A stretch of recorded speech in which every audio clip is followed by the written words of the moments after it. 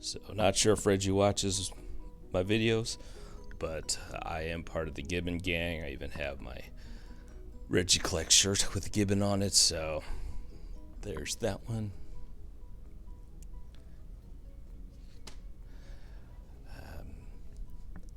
First Silver Age Submariner. I am just a key hoarder. And then this one is not complete without 48, 49, and then of course 50.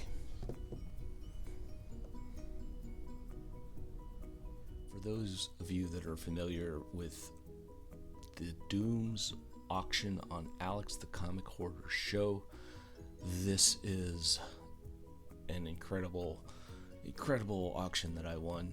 I want to give total respect to the Doom 143, Alex the Comic Hoarder, David with Seeking Nearmit Comics, some of the first YouTubers I started watching, and they've always supported my videos. So appreciate that. Thanks, guys, to you and the 9.2 crew. So Alex the Comic Hoarder was having an auction on a Sunday night. I think it was a Sunday night. And he had a box that was just a blind bid, and I jumped on it. This was December 2017. And in that box was this book. This is the J. Scott Campbell reverse variant, black and white reverse variant, for the first appearance of Cindy Moon as Silk.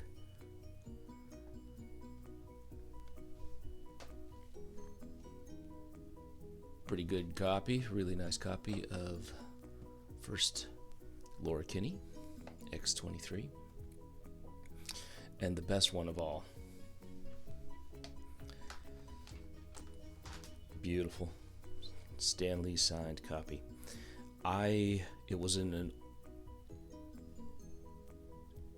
I know the Doom, he's just told the story before, but I believe he got this book raw, and I think it was on eBay. He found it under Hulk 182 or 171. It was misnumbered, and he won it on auction for a great price.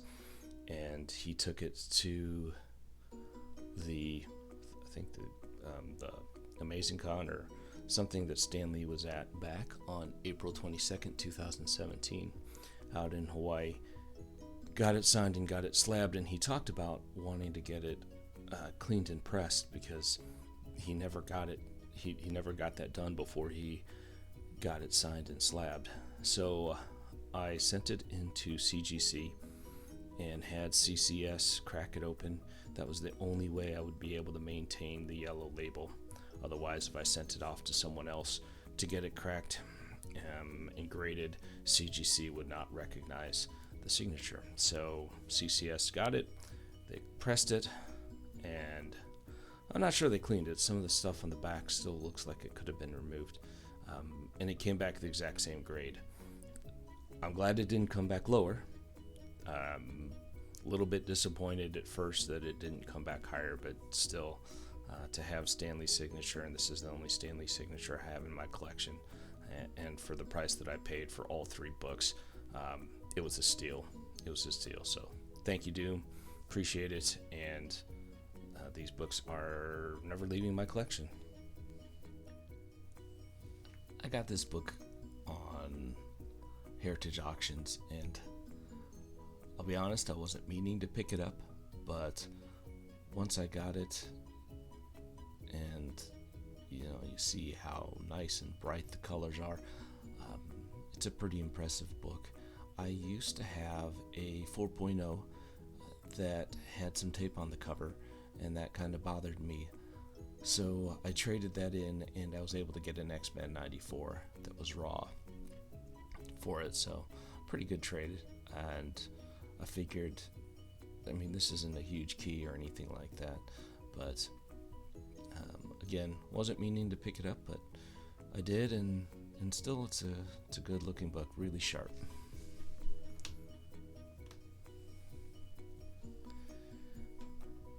Now this is one I was really looking for, seeking out, and I thought it was just a really neat cover. Dr. Doom has quickly become one of my favorite characters. So this was a little bit of a downgrade for me. I used to have a 7.5, but I traded that in to get one of the bigger books you'll see at the end of this video, but I was still able to keep Giant Size X-Men in my collection and pick this one up in the same deal. So still a good looking book, still a great thing to have.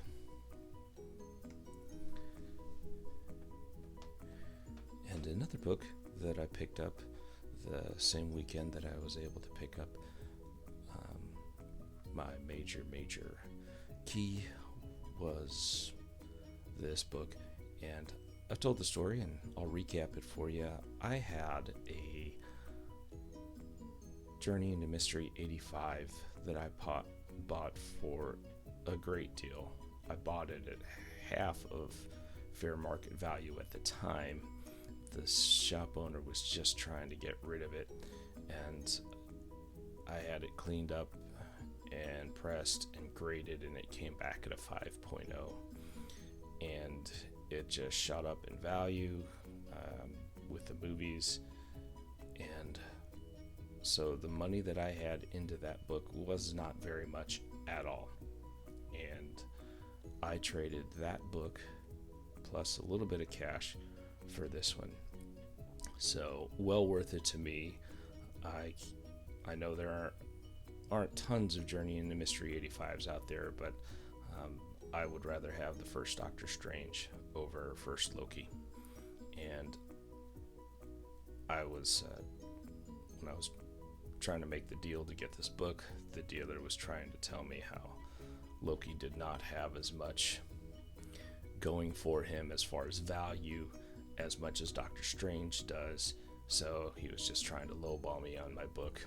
But that's okay. Again, I didn't have a lot into it, so I was willing to make the trade, and I still came out way ahead. So glad to have the first Doctor Strange in my collection. So we're heading into the home stretch. These are the last of my top books in my collection for now. So starting off, if you've watched my other videos before, this is the first big book I bought when I got back into collecting a few years back. So needs no introduction.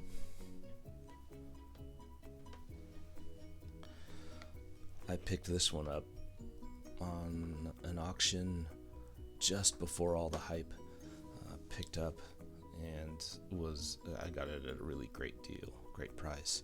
So awesome book.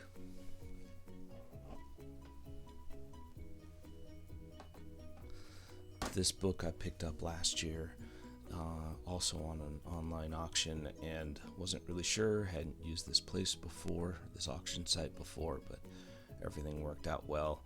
I don't need to upgrade this book. It's in low grade, but Thor's a pretty cool character, but I don't need to have a really high grade of this book. I'm just happy to have it in my collection.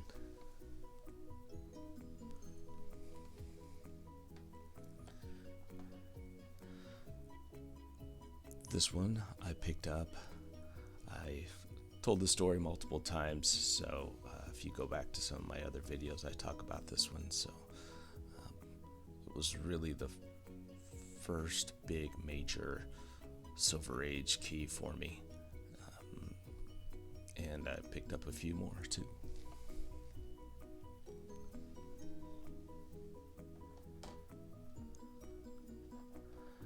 This book I was not expecting to get this year,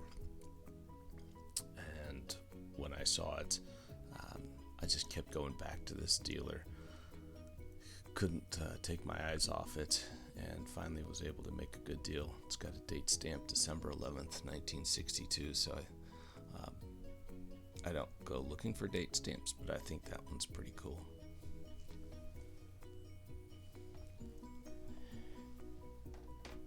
And to top it all off, this is probably right now my favorite book in my collection.